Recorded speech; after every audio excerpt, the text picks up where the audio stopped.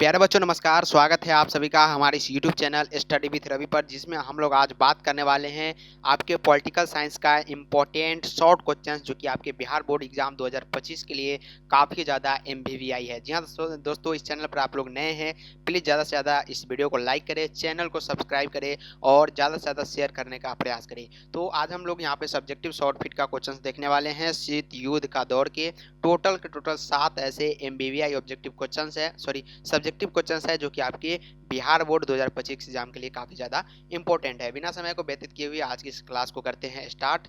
तो शीत युद्ध से आप क्या समझते हैं? ये जो सवाल है ये प्रीवियस ईयर में बहुत बार पूछा गया है आपके एग्जाम में कि शीत युद्ध से आप क्या समझते हैं।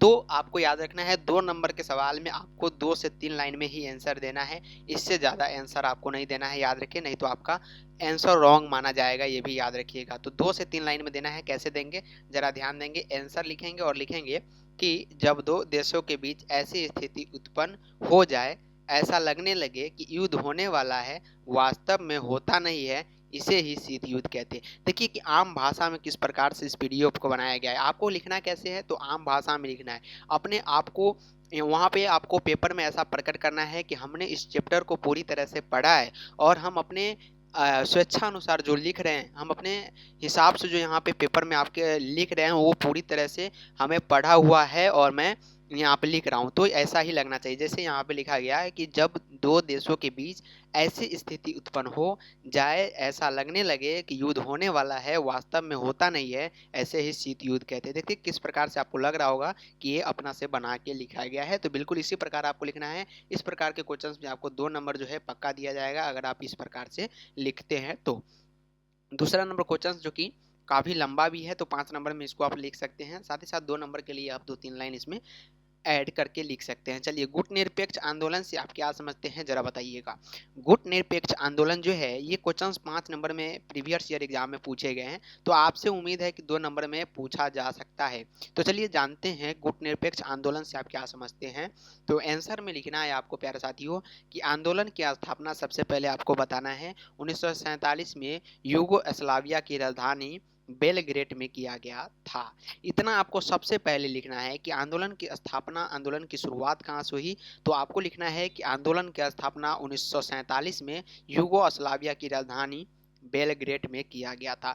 जब इतना एग्जामिनर ऐसा पढ़ेगा तो ऐसा फील होगा उसको कि स्टूडेंट जो है पूरी तरह से तैयारी कर चुका है और उनको यूगोस्लाविया की राजधानी भी पता है, कहाँ, बेलग्रेड, और आंदोलन की स्थापना कब हुई ये भी पता है। तो इतना ही पढ़ेगा और आपको एग्जाम में 2 नंबर पक्के मिल जाएंगे। लेकिन आपको ज़्यादा नॉलेज है तो आगे भी आप लिख सकते हैं कि इसके संस्थापक भारत के प्रधानमंत्री पंडित जवाहरलाल नेहरू और मिस्र के राष्ट्रपति कर्नल नासिर और यूगोस्लाविया के राष्ट्रपति जोसेफ टीटो थे।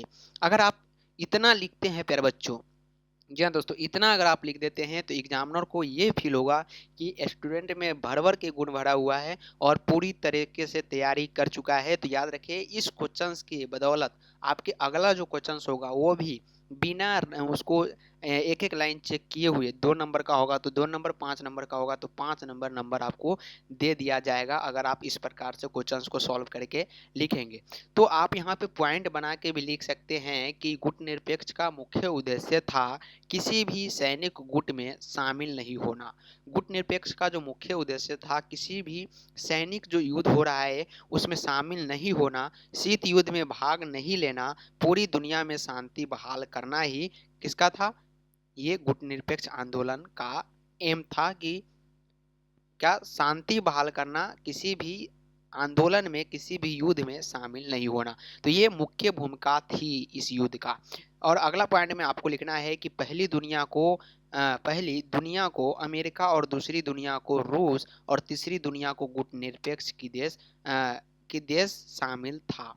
पहली दुनिया में अमेरिका, दूसरी दुनिया में कौन था? रूस, और तीसरी दुनिया में गुट निरपेक्ष के जो देश थे वो शामिल थे। और चीन का कटोरा क्यूबा को कहा जाता है। ये सबसे इम्पोर्टेंट आपके ऑब्जेक्टिव के लिए होगा। किसके लिए? ऑब्जेक्टिव के लिए प्यारे बच्चों सबसे ज़्यादा इम्पोर्टेंट होगा कि चीन का कटोरा किसे बोला जाता है, तो क्यूबा को चीन का कटोरा के नाम से जाना जाता है। तो ये 5 नंबर में आप लिख सकते हैं, इस क्वेश्चन को 5 नंबर में भी पूछा जा सकता है। साथ ही साथ हमने आपको बताया कि अगर आप प्यारे बच्चों इतना अगर आप लिख देते हैं, ध्यान देंगे, इतना अगर आप लिख देते हैं यहाँ तक, तो आप काफ़ी अच्छे माने जाएंगे और इसमें आपको 2 नंबर पक्के मिल जाएंगे। और इस क्वेश्चन के अलावा आपको अगला जो क्वेश्चन होगा उसमें भी बिना चेक किए हुए 2 नंबर या 5 नंबर आपको दिए जा सकते हैं, इतना आप ध्यान जरूर रखें। तो मेन पॉइंट क्या लिखना है उस पर जरा हम लोग यहाँ पे फोकस कर लेते हैं, जिसको छोड़ना बिल्कुल भी नहीं एग्जाम में। सबसे पहले आंदोलन की स्थापना आपको लिखना है 1947 और युगोस्लाविया की राजधानी क्या है, बेलग्रेड। ये इंपॉर्टेंट लाइन है। साथ ही साथ संस्थापक भारत के प्रधानमंत्री ने किया था पंडित जवाहरलाल नेहरू और मिस्र के राष्ट्रपति कर्नल नासिर। ये बहुत ही ज़्यादा इंपॉर्टेंट लाइन आपके लिए था। चलते हैं आगे अगला नंबर सवाल की ओर, जो कि आपके एग्जाम के लिए काफ़ी हाईलाइटेड एंड काफ़ी इंपॉर्टेंट क्वेश्चन है। तीसरा नंबर क्वेश्चन कि तीसरी दुनिया से आप क्या समझते हैं। देखिए किस प्रकार से उसी क्वेश्चंस का आंसर में से ये क्वेश्चंस आपसे पूछा जा रहा है, जो कि प्रीवियस ईयर एग्जाम में पूछा गया है और काफ़ी ज़्यादा MBBI भी है। तीसरी दुनिया से अब क्या समझते हैं। आंसर में हमने आपको बताया 2 से 3 लाइन ही लिखना है, 2 नंबर आपको पक्के मिल जाएंगे आपके बिहार बोर्ड एग्जाम 2025 में। तो दुनिया का ऐसा देश जो किसी भी सैन्य गुट में शामिल नहीं रहा और शीत युद्ध से दूर रहा, इसे ही तीसरा दुनिया कहते हैं। क्या कहते हैं कि दुनिया का ऐसा देश जो किसी भी सैन्य गुट में शामिल नहीं हुआ और शीत युद्ध से दूर रहा, इसे ही तीसरा दुनिया कहते हैं। सिर्फ इतना ही लिखना है प्यारे बच्चों और टोटल के टोटल आपको जो है 2 नंबर पक्के दिए जाएंगे। ये 100% आप मान के चलिए। जी हाँ दोस्तों, 2 नंबर आपको पक्के मिल जाएंगे सिर्फ और सिर्फ इतना लिखने पे।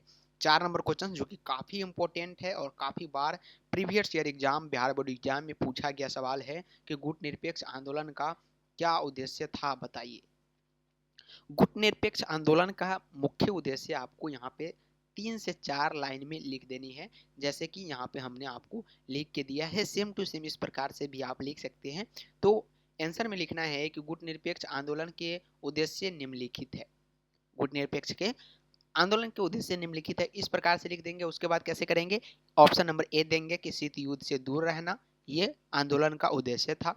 साथ ही साथ बी में लिखेंगे कि संयुक्त राष्ट्र संघ UNO का समर्थन करना, ये क्या था, गुटनिरपेक्ष आंदोलन का मुख्य उद्देश्य था। और सी में लिखेंगे किसी भी सैनिक गुट में शामिल न हो ना। तो ये इम्पोर्टेंट होगा आपके लिए और कुछ इस प्रकार से अगर आप लिखेंगे तो काफ़ी अच्छे माने जाएंगे और काफ़ी आपको मार्क्स भी दिया जाएगा आपके एग्जाम में। साथ ही साथ अगर आपको डी में भी अगर कुछ याद है तो वो भी लिख सकते हैं। याद रखें कि 4 पॉइंट आपको बना के लिखना है, उससे ज़्यादा नहीं लिखना है। साथ ही साथ 2 नंबर के क्वेश्चंस में 2 लाइन 3 लाइन से ज़्यादा आपको बिल्कुल भी नहीं लिखना है। चलिए 5 नंबर क्वेश्चन जो कि काफ़ी इंपॉर्टेंट है और प्रीवियस ईयर एग्जाम में कई बार पूछा गया, जो कि आपके इस बार के एग्जाम के लिए इंपॉर्टेंट माना जा रहा है, ऐसा सवाल है। तो विश्व बैंक क्या है बताइएगा। काफ़ी इंपॉर्टेंट क्वेश्चन है, विश्व बैंक क्या है तो बताने का प्रयास कीजिए। सभी का आंसर मैं यहाँ पे सीन कर रहा हूँ, उम्मीद है कि सभी का आंसर प्यारे बच्चों राइट ही आएगा। चलिए तो विश्व बैंक क्या है। विश्व बैंक की स्थापना सबसे पहले आपको लिखनी है 1945 में किया गया था। विश्व बैंक की स्थापना कब की गई थी, वर्ल्ड बैंक का, तो 1945 में किया गया। इसका मुख्यालय जो है ये कहाँ पे है, अमेरिका की राजधानी वाशिंगटन DC। कहाँ पे है, अमेरिका की राजधानी वाशिंगटन DC में इसका मुख्यालय है। इसका मुख्य उद्देश्य विश्व के सभी देशों की अर्थव्यवस्था को जोड़ के रखना और जो बेहद होगा यहाँ पे, बेहद गरीब है उनको ऋण प्रदान करना ही विश्व बैंक का कार्य है। याद रखें, जो कि पाकिस्तान जो है, याद रखेंगे, भारत का दुश्मन, वो विश्व बैंक से लोन लेने के लिए जाता है, पैसा लेने के जाता है ऋण लेने के लिए, तो उसको नहीं मिलता है क्योंकि पहले भी वो पैसा बहुत सारा ले चुका है। 6 नंबर क्वेश्चन की ओर फोकस करते हैं। तो विश्व व्यापार संगठन से आप क्या समझते हैं। काफ़ी ज़्यादा इंपॉर्टेंट क्वेश्चन है। विश्व व्यापार संगठन से प्यारे बच्चों आप क्या समझते हैं। तो विश्व व्यापार संगठन की स्थापना सबसे पहले आपको लिखनी है 1995 में किया गया था। ये सबसे ज़्यादा इंपॉर्टेंट लाइन आपके लिए साबित होगा। हर एक एग्जाम में प्यारे बच्चों, कोई भी एग्जाम हो, सबसे पहले उसके बारे में आप 2 लाइन अगर आप लिख देते हैं तो आप काफ़ी अच्छे माने जाते हैं। तो विश्व बैंक संगठन से आप क्या समझते हैं, ये आपसे पूछा गया, लेकिन आप लिख क्या रहे हैं कि विश्व बैंक संगठन की स्थापना 1995 में किया गया, यानी कि आप काफ़ी इंटेलिजेंट है। इसका मुख्यालय जिनेवा है। कहाँ पे है प्यारे बच्चों, इसका मुख्यालय कहाँ पे है? जिनेवा है और इसका मुख्य उद्देश्य विश्व व्यापार को बढ़ावा देना है। तो इस प्रकार से अगर आप लिखेंगे तो काफ़ी आपको 2 नंबर उम्मीद है कि दिए जाएंगे, वो भी फुल मार्क्स। चलिए आज का लास्ट क्वेश्चन पर फोकस करते हैं कि नाटो से आप क्या समझते हैं और आपके 2025 एग्जाम के लिए 100% उपयोगी ये क्वेश्चन साबित हो सकता है। नाटो से क्या समझते हैं? आंसर में लिखेंगे कि नाटो का पूरा नाम जो है नॉर्थ अटलांटिक ट्रेटरी ऑर्गेनाइजेशन होता है। इसकी स्थापना जो है 4 अप्रैल 1949 को हुई थी। इसका मुख्यालय बेल्जियम की राजधानी ब्रुसेल्स में है। तो इस प्रकार से आप लिखेंगे तो आपको जो है फुल मार्क्स दिए जाएंगे। उम्मीद है कि ये क्वेश्चन प्यारे बच्चों 7 क्वेश्चन हमने आपको कराए हैं और इसमें से उम्मीद है कि 2 क्वेश्चन जो है 100% आपके एग्जाम में पूछे जाएगा। जी हाँ, 100% उम्मीद है कि ये सवाल आपसे पूछे जाएंगे। तो फटाफट से आज का ये क्लास अच्छा लगा है तो अपना अपना कमेंट बॉक्स में अपना अपना कमेंट डालेंगे कि आज का क्लास कैसा लगा। साथ ही साथ इस वीडियो को ज़्यादा से ज़्यादा स्टूडेंट के पास शेयर करें, उन सभी छात्र के पास जो कि 2025 में बिहार बोर्ड का एग्जाम देने जा रहे हैं। और वीडियो को लाइक करें, चैनल को सब्सक्राइब करें। तब तक के लिए आज के लिए इतना ही। जय हिंद एंड जय भारत।